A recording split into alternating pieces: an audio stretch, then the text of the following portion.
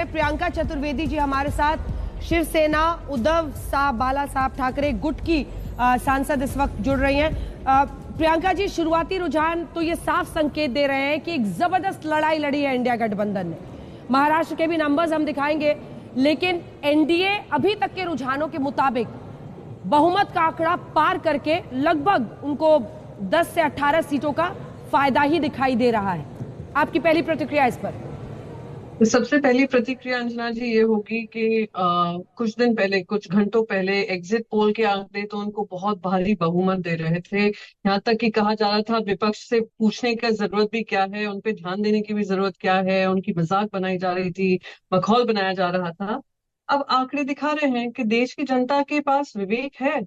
देश की जनता समझ रही है कि किस तरीके से एक लेवल प्लेइंग फील्ड ना देकर प्रजातंत्र का गला घोटने का काम, संविधान को गला घोटने का काम, अपने आप को भगवान का अवतार बनाकर जो प्रधानमंत्री नरेंद्र मोदी जी अपने आप को शाहिनशाह बना रहे थे, वो जनता ने उनको कहीं ना कहीं रोका है। और अभी शुरुआती रुझान है, उनको दिखा रहे हैं, लीड कर रहे हैं।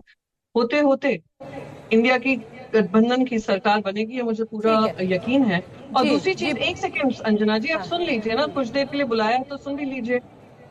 आप ही से सवाल कर रही हूँ इतना। हाँ बोलिए, अपनी बात पूरी कर लीजिए, फिर पूछ लूंगी अगला सवाल। जो एनडीए का अलायंस है, अगर आप देखेंगे जो उनके अलायंस पार्टनर्स हैं, जो उनके साथ 25 साल तक रहे, जैसे शिवसेना उनके साथ रही, उनको आपने दरकिनार कर दिया सत्ता के अहंकार में। शिरोमणि अकाली दल से पल्ला झाड़ लिया था, एआईएडीएमके से कर लिया था। तो कहीं ना कहीं ये जो जबरदस्ती के अलायंसेस इन्होंने बनाए हैं सिर्फ सत्ता पाने के लिए, वो अलायंसेस भी इनसे टूटकर इंडिया की तरफ आएंगे और हमारी सरकार बनेगी। ईवीएम सही है ना प्रियंका जी? देखिए, ईवीएम भी सही है, जनता भी सही है, जनता का विवेक भी सही है।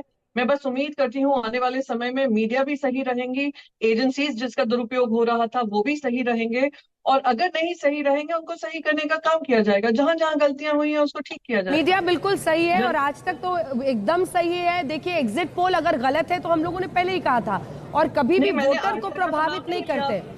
ठीक है, मैं सिर्फ इसलिए कह रही हूँ क्योंकि आपने मीडिया की बात की, इसलिए मैं अपना पक्ष रख रही हूँ। एग्जिट पोल अगर गलत होगा तो हम उसको सहर्ष स्वीकारेंगे, जनता के सामने स्वीकारेंगे, क्योंकि हमारी अकाउंटेबिलिटी जनता को है।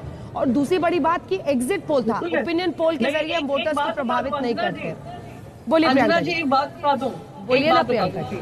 हाँ, अकाउंटेबिलिटी सिर्फ जनता के साथ नहीं है, अकाउंटेबिलिटी मीडिया की, प्रजातंत्र के साथ भी है, संविधान के साथ भी है, और बाकी सारे लोग जो सत्ता में हैं, सत्ता के विपक्ष में हैं, सबके साथ है। बिल्कुल। और बस यही बात कर रही हूँ, जनता उसी डेमोक्रेसी का हिस्सा है। क्यों ले रहे हैं मैं बस बता रही हूँ, क्योंकि समय अब ये आ गया है कि जनता एक डिसीजन दिखा रही है। हो सकता है शुरुआती रुझानों शायद 12 बजे के बाद बदल भी जाए, तो ये रुझान जरूर ये बता रहे हैं कि जो कोर्स करेक्शन होना चाहिए था वो कोर्स करेक्शन जनता कर रही है, एक सेंस ऑफ डायरेक्शन दे रही है। उस सेंस ऑफ डायरेक्शन का सम्मान करते हुए हम सबको आगे बढ़ना चाहिए। क्या आपको लग रहा है कि बहुमत का आंकड़ा भी इंडिया गठबंधन छू सकता है? अभी तो 231 पर है और इधर 291 का मामला है।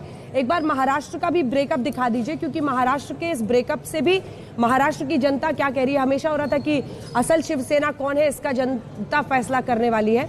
तो एक बार महाराष्ट्र का भी नंबर्स हम दिखा रहे हैं। महाराष्ट्र का नंबर्स जल्दी से दिखा दीजिए स्क्रीन पर। ये देखिए, एनडीए में हम दिखा रहे हैं आपको 10 बीजेपी, और जो एकनाथ शिंदे गुट है वो 7 और एनसीपी 1। वहीं इंडिया गठबंधन का नंबर जल्दी से दिखा दीजिए। यहां पर भी आप देख रहे हैं 11 कांग्रेस को, 10 आपकी पार्टी को, और 8 जा रही है एनसीपी शरद पवार गुट को। इसको किस तरह से आप रीड आउट करेंगे? मैं बस यही कहूंगी कि महाराष्ट्र की जनता ने संविधान का दुरुपयोग देखा।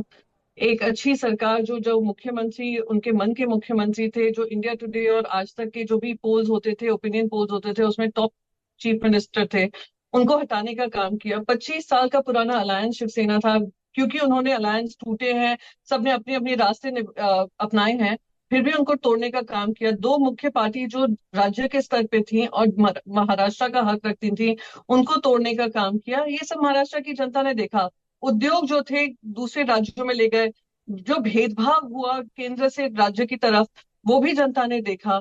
युवाओं को बेरोजगार छोड़ा, महिलाओं का उत्पीड़न हुआ, ये सारी चीजें देखी हैं। और खास करके वो जो मराठा एजिटेशन हुआ था, मराठा रिजर्वेशन को लेकर एजिटेशन हुआ था, हाँ, उनके ऊपर लाठी चार्ज करना, ये सब जनता ने देखा। और महाराष्ट्र की जनता, ठीक है। नरेंद्र मोदी जी को, सब लोग उनको ब्रांड मोदी देखते थे, उनको मसीहा देखते थे।